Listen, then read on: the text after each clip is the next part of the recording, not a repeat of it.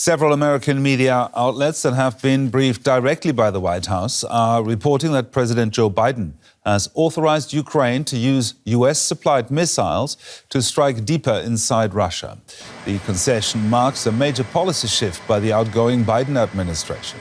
Ukraine has long been pressing for permission to use US weapons like the Army Tactical Missile System, or ATACMS, and other Western-supplied weapons to hit military targets inside Russia. President-elect Donald Trump has criticized Biden's strong support for Ukraine. Well, Ukraine's President Volodymyr Zelensky did not directly confirm or deny he had received any such permission from Joe Biden as he addressed the Ukrainian people on Sunday. The plan to strengthen Ukraine is a victory plan. I presented it to our partners. One of its main points is to equip our army with long-range capabilities. Today, there is a great deal of discussion in the media about us receiving permission for these actions. But strikes are not made with words. These matters are not announced. The missiles will speak for themselves. Well, for more on this, I'm now joined by DW's Rebecca Ritters in Kyiv. Rebecca, let's talk about Ukraine's reaction there. It seems that President Zelensky sounded rather cautious. Why is that? Well, I mean, as you heard, he did certainly make reference to this this reported change in policy, Gerhard, by saying that the missiles will speak for themselves. But the language, the vagary perhaps in the statement there really comes down to still trying to maintain an element of surprise, you know, trying not to give too much away tactically as to how or when, I should say, the Ukrainians may start using these weapon systems. You know, I think the element of surprise has largely already gone. I mean, Russia has had months where President Zelensky has been pushing the West, and at various times it has looked like the West was going to agree to allow Ukraine to use these longer range weapons inside Russian territory in the summer, in September. Secretary of State Antony Blinken was here in Kyiv, and it looked like perhaps he was going to make an announcement that the Biden administration had turned around on this policy. And then, of course, Zelensky went to meet with Joe Biden, taking that victory plan, as he just mentioned in that soundbite there, directly to the US president to try to convince him. That, of course, didn't at the time, affect any policy shift, but certainly gave warnings to the Russians. They were able to move many of these strategic targets, many weapon stockpiles away out of the range of that 300-kilometer ATACMS weapon system. So, certainly the element of surprise is gone, but President Zelensky not wanting to give any more away as to when they might start using these weapons. So Zelensky rather cautious there for understandable reasons, but how has this news been received across Ukraine?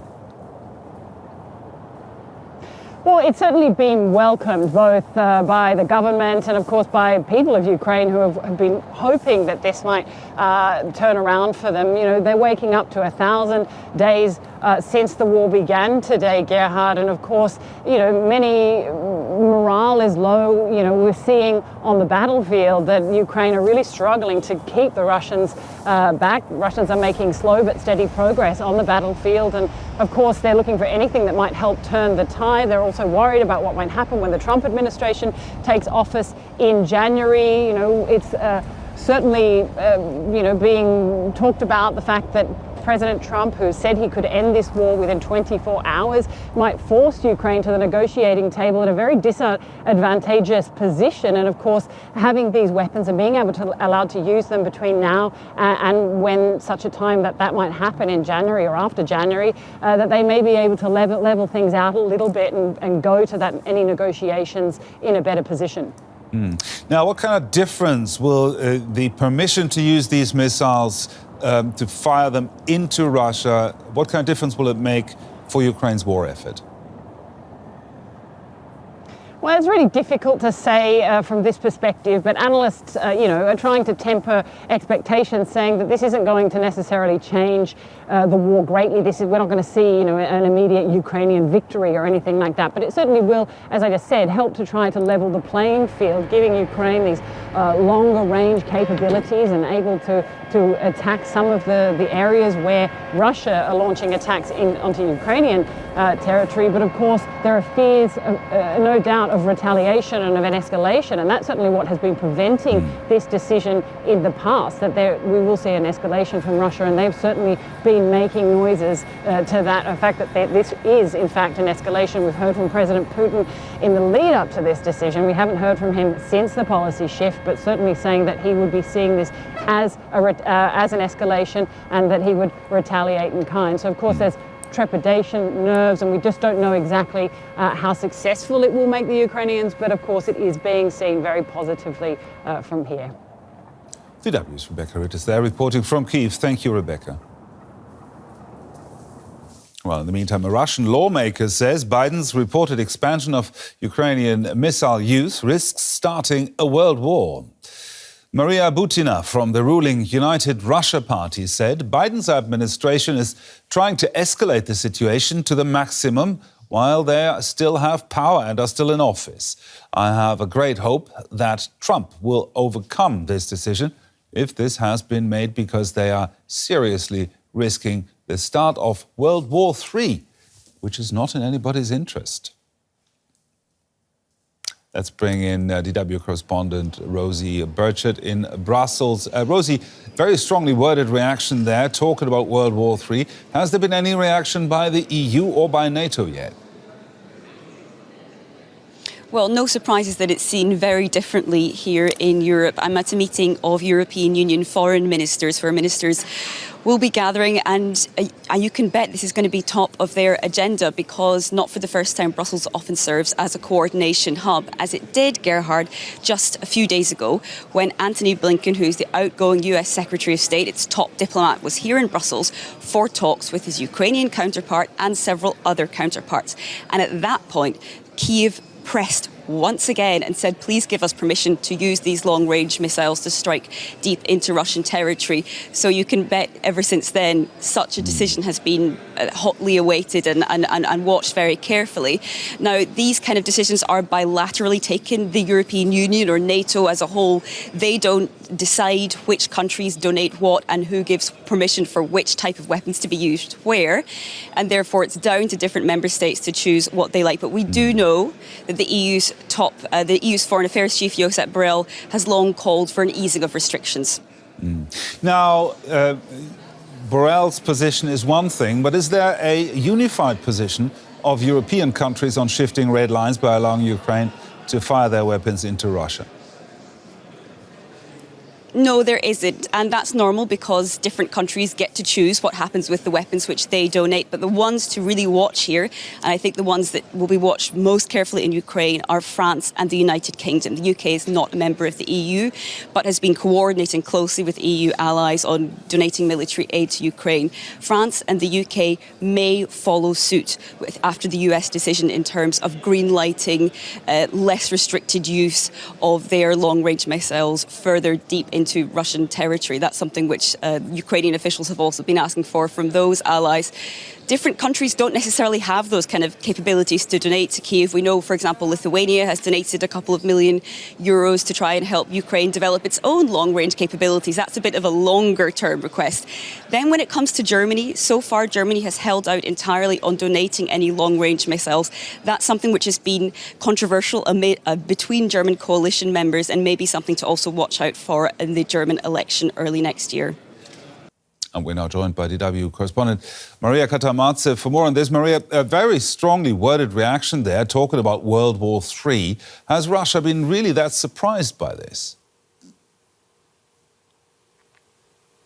Now, it's important to mention that we haven't had official reaction from the Kremlin, notably from Vladimir Putin yet. We've seen some of the initial reactions from the military bloggers suggesting furious and angry at the Biden administration decisions, but not seemingly surprised by that decision. Now we understand that some military bloggers, for instance, are seemingly downplaying the permission to strike deeper into the Russian territory, suggesting that once President-elect Donald Trump will step into White House, that decision could be potentially overturned. Now, it's still unclear what is going to be the reaction from Vladimir Putin, but previously he has already commented on such a possibility, saying that should the West allow Ukrainians to strike deeper into Russian territory, that would change the essence and the nature of the war, implying that this would already be a sort of direct confrontation with NATO and direct involvement of NATO, since Ukrainians won't be able to strike those missiles without the help of the NATO personnel. Now, what could Russia's military reaction look like then? Well, Putin has given already some clues a few months ago, suggesting that Russia will reinforce its air defense system, and also said that there will be some response, failing to specify what kind of response that would be. But he also hinted that Russia may consider supplying Russian missiles or Russian weaponry to the Western adversaries, that would allow Western adversaries to target Western targets abroad. Now, we also understand that Russia has been sort of planning to revise its nuclear doctrine, which is laying out the possibilities where Russian state and when can use the sort of nuclear weapons. Now, the talks about the possibility of using nukes has been voiced before by Putin on several occasions, but there are some different perspectives on that. There is one school of thought that believes that this is part of sort of intimidation rhetoric that would pressurize Ukrainians to capitulate and, make West sort of abandon Ukraine and cut off the military help. But there is another school of thought that takes those comments more seriously, suggesting that, it could potentially lead to a global escalation of the conflict. Well, Biden's reported authorization of missile use could put the war in Ukraine in sharp focus at the G20 summit in Brazil, which begins on Monday. World leaders, including German Chancellor Olaf Scholz, are attending the two-day summit in Rio de Janeiro. Scholz has previously ruled out allowing Ukraine to use German-supplied missiles to strike targets inside Russia. Biden's shift in policy could reignite the debate, at least. And let's find out with Nina Haase, our chief political correspondent. Nina, Biden has reportedly approved Ukraine's use of American ATACMS on Russian territory. German Chancellor Olaf Scholz has always refused to send its high-tech Taurus cruise missiles to Ukraine. Could this change now? Well, so far, Olaf Scholz, the German Chancellor, has consistently ruled out delivering Taurus cruise missiles to Ukraine. And in contrast to other weapon systems like the Leopard tanks, where he always insisted he'd only do it if partners were going to take similar steps, in the case of Taurus missiles, we've heard him say no, full stop. And Olaf Scholz does have a reputation of being very stubborn. And he's also proudly using that label of being the cautious chancellor when it comes to supporting Ukraine. So supporting Ukraine so it can defend itself, yes, but steps that would lead to further escalation, no. And on the other hand, I think that there are arguments that he could use now to justify a change of heart. He spoke to Vladimir Putin last week on the phone. There are Russia's heavy attacks that followed that. And then there are North Korean soldiers on the ground fighting together with Russia. And of course, there's Biden's move. So I wouldn't rule it out entirely. And one thing is for sure, it will certainly reignite the debate here in Germany. And that is also a factor. Now, if the UK and others like France join Biden's decision, Germany would be isolated. Is that better than Olaf Scholz losing face? Well, again, Olaf Scholz is very proud of this image of not taking decisions lightly, of taking his time to weigh things up carefully, of not giving Russia excuses to make Germany a direct target. And Olaf Scholz always insists that Germany is Ukraine's second most important supporter in terms of military, humanitarian, financial, economic aid worldwide, and Europe's strongest supporter of Ukraine. And that wouldn't change. And that doesn't hinge on decisions concerning single weapon systems, he says. And if anything, when Donald Trump takes over in the US in January, Germany's role as a supporter of Ukraine will become even more important. And that will likely also not change if Olaf Scholz does not get re-elected in Germany in February. The Conservatives, who are leading in the polls, are also very much pro-Ukraine. You mentioned the Conservative CDU there, but also the business-friendly FDP and the Greens support sending Taurus missiles to Ukraine. What do the polls say? What do ordinary Germans think? Well, the last official poll I saw on this question is from March this year, where a majority of Germans supported the Chancellor's stance. So some 61% of Germans said that Germany should not deliver Taurus cruise missiles to Ukraine. Now, that was in March. Has the situation changed since then? Russia's still not shown any sign of willingness to stop the attacks against Ukraine. And here in Germany, the voices of people demanding instant negotiations, which would essentially mean helping Russia achieve some of its goals, those voices have grown louder. So the situation has become even more desperate for Ukraine. And the parties that you've mentioned, they are more convinced than ever now that Russia must not get through with this behaviour, because that would potentially set a very bad example worldwide, that big powers can just simply go and seize smaller countries' territories. Our chief political correspondent, Nina Hase, there. Thank you very much, Nina.